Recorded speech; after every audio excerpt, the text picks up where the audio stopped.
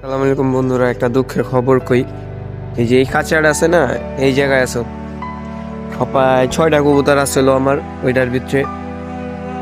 আর কি আমি এই যে এই খাঁচাটা বানাইছি, পরের দিন কবুতর গুলা রাখুন। এই খাঁচাটা বানাইছি, পরের দিন কবুতরটা রাখুন।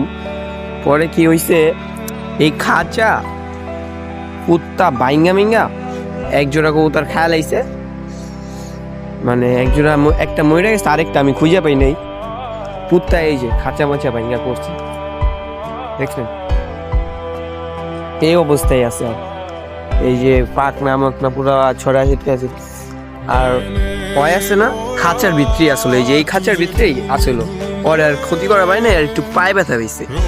আর এই জোড়াটা আমি ভাবছিলাম কি এই জোড়াও খেয়াল আইছে, পরে দেখি না, ওই যে এই বিল্ডিং এ আছে না, বইয়া উইরা বইছে ডরে আর নামে নাই।